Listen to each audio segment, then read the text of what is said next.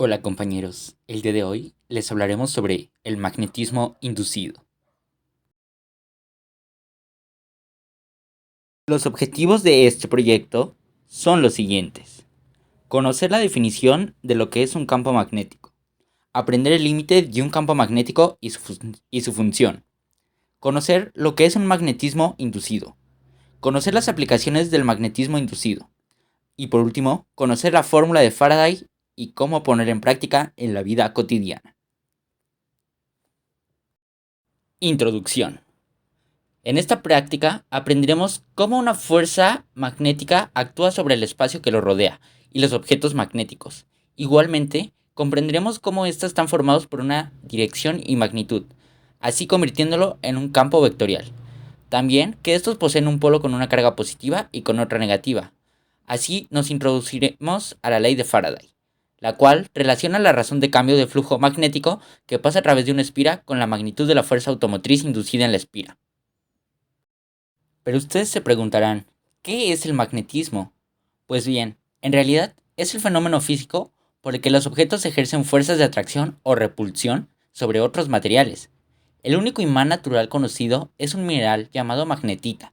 Sin embargo, todos los materiales son influidos, en mayor o menor forma, por la presencia de un campo magnético. Muy bien, ahora que ya sabemos qué es el magnetismo, hablaré sobre los dos tipos de ellos. El primero es el diamagnetismo, el cual es la propiedad de algunos materiales magnetizados que se da en sentido opuesto, puesto que en una fuerza débil se detecta mediante equipos especiales. Además, los materiales diamagnéticos son permeables, tales como la madera o el agua. Y el segundo tipo es el pragmatismo. El pragmatismo se da por la presencia de electrones no alineados y su campo de atracción es débil, por lo que se desvanece con facilidad. El litio, magnesio y tántalo se incluyen dentro de estos elementos paramagnéticos.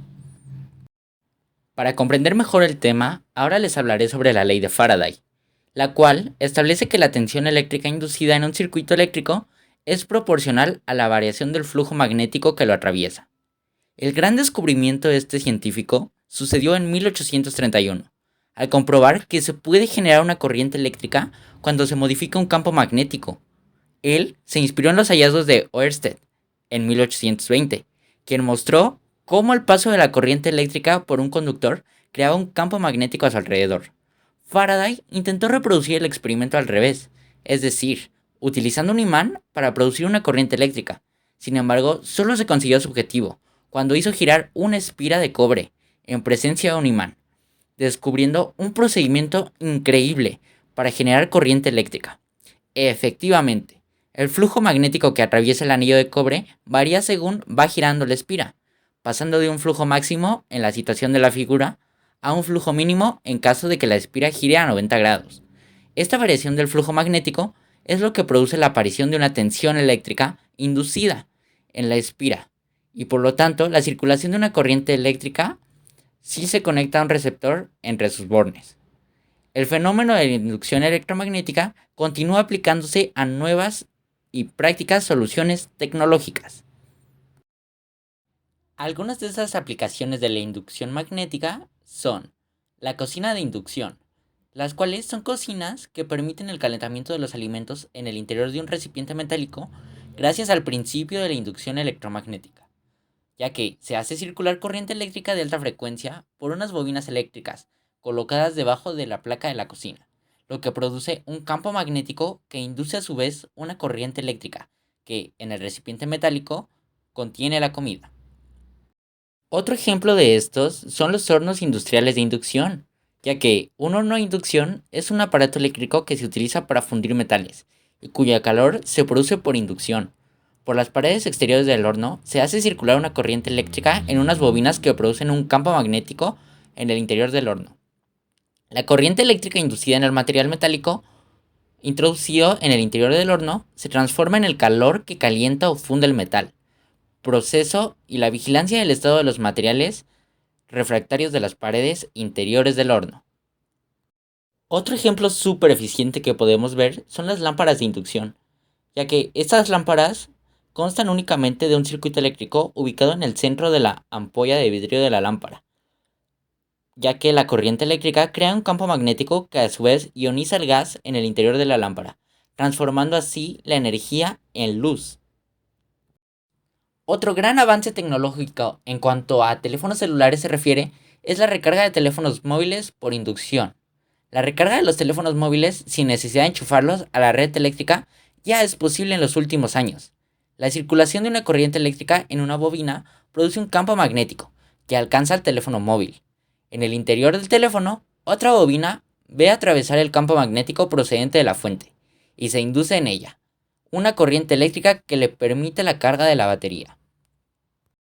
Pero bueno, ahora que tenemos todos los conocimientos necesarios, procederemos a hacer nuestro experimento. Los materiales que necesitarán son dos vasos, una regla de plástico de 30 centímetros, un imán y varias monedas de 1 peso hasta 10 pesos. Procedimiento. Paso 1. Colocar los dos vasos boca abajo sobre una superficie plana con una separación. Paso 2. Colocar la regla sobre los vasos, así como se muestra en la imagen. Paso 3. Sobre la regla, colocar el imán. Paso 4. Poner debajo de la regla e ir colocando las monedas una tras otra. Y voilà, han logrado convertirse en los hechiceros más poderosos. Aunque realmente esos no son los verdaderos resultados. Los verdaderos resultados fueron que las monedas iban formando una cadena. La primera moneda tenía mucha tracción con el imán, pero conforme se iban agregando más monedas, la tracción iba disminuyendo, hasta llegar a la séptima moneda, donde era súper débil la tracción. Para concluir, podemos decir que se ha comprobado correctamente cómo el campo magnético afecta a objetos magnéticos, que en este caso fue el imán y las monedas. Asimismo, vimos cómo al agregar más monedas en el campo magnético era alterado y creando menos atracción a las últimas monedas. También se pudieron comprender mejores ciertos conceptos, como el magnetismo e inducción magnética. Aquí dejamos nuestras referencias. Y eso sería todo de nuestra parte. Nos vemos en un próximo video.